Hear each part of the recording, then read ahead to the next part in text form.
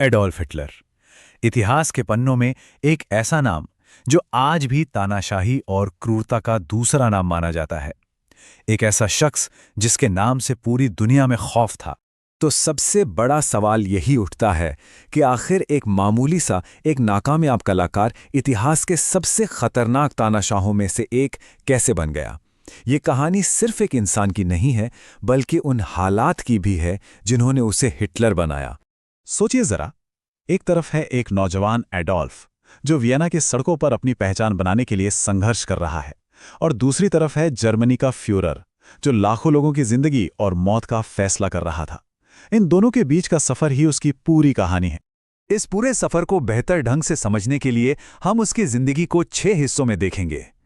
कैसे वो एक कलाकार से सैनिक बना, फिर कैसे उसने खुद को एक राजनीतिक हथियार में ढाला, सत्ता पर कब्जा किया, नफरत की बुनियाद रखी, दुनिया को एक भयानक युद्ध में धकेला, और आखिर में एक बंकर में उसका अंत कैसे हुआ। तो चलिए कहानी की शुरुआत करते हैं उसके शुरुआती दिनों से और उस एक मोड़ से जिसने उसकी जिंदगी की दिशा ही बदल दी। हिटलर 1889 में ऑस्ट्रिया में पैदा हुआ। उसका सपना था एक बड़ा आर्टिस्ट बनना, जिसके लिए वो वियना भी गया, पर वहां उसे सिर्फ नाकामी मिली। फिर आया 1914, जब पहला विश्व युद्ध शुरू हुआ। बस यहीं उसे अपनी जिंदगी का मकसद मिला, जर्मन सेना में शामिल होकर। लेकिन जब 1918 में जर्मनी की हार हुई, तो ये अपमान उसके अंदर राष्ट्रवाद और बदले की एक खतरनाक आग भड़का गया। युद्ध के बाद का जर्मनी एक ऐसा देश था जो पूरी तरह से बिखर चुका था, और यही टूटा हुआ माहौल हिटलर जैसी कट्टर सोच के लिए एक जमीन तैयार कर रहा था। देखिए, युद्ध के बाद जर्मनी पर वर्साई की संधि थोपी गई। कहने को तो ये एक शांति समझौता था, लेकिन असल में ये जर्मनी के लिए अपमान का एक पुलिंदा था, और यही अपमान हिटलर का सबसे बड़ा राजनीतिक हथियार बना। इस संधि की शर्तें बहुत ही ज्यादा कठोर थीं। जर्मन सेना को एकदम छोटा कर दिया गया, उस पर इतना भारी हर्जाना लगा दिया गया जिसे चुकाना नामुमकिन था, उसके सारे उपनिवेश छीन लिए गए, और सबसे बुरी बात, युद्ध का सारा दोष अकेले जर्मनी पर डाल दिया गया। इस अपमान ने जर्मन लोगों के दिल में गुस्से की आग जला दी थी, और हिटलर ने इसी आग को हवा दी।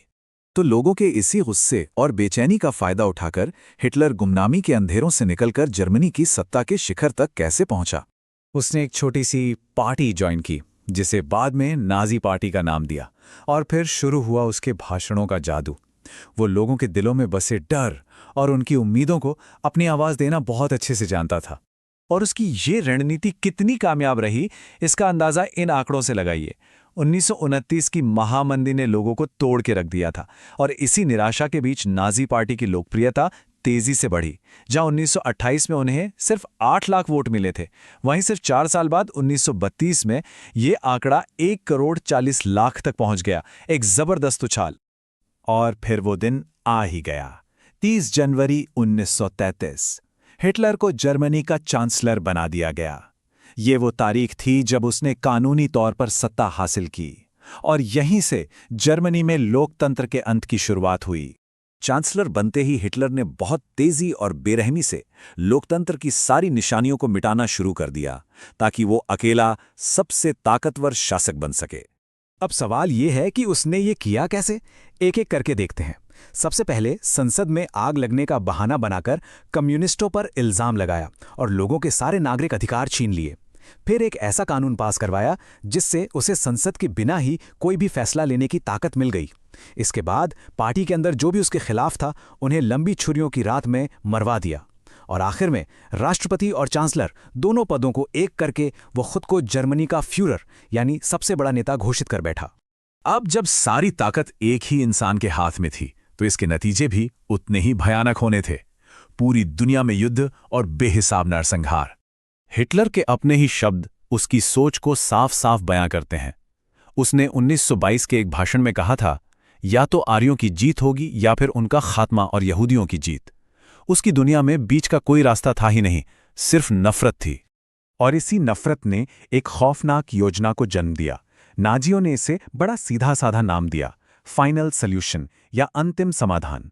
ये यहूदी लोगों को जड़ से मिटाने के लिए एक सरकारी योजना का कोड नेम था, और इस योजना की कीमत करीब 60 लाख जानें थीं।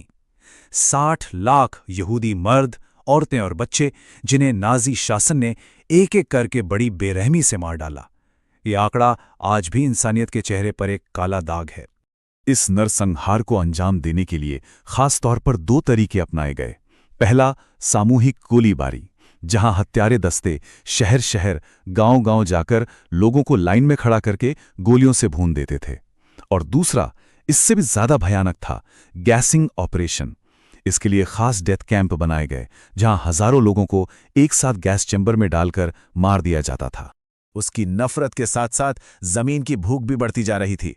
1 सितंबर 1939 को हिटलर ने पोलैंड पर हमला कर दिया। बस यही वो चिंगारी थी जिसने दूसरे विश्व युद्ध की आग को भड़का दिया, जिसमें पूरी दुनिया जलने वाली थी। लेकिन कहते हैं ना, हर तानाशाही का अंत जरूर होता है।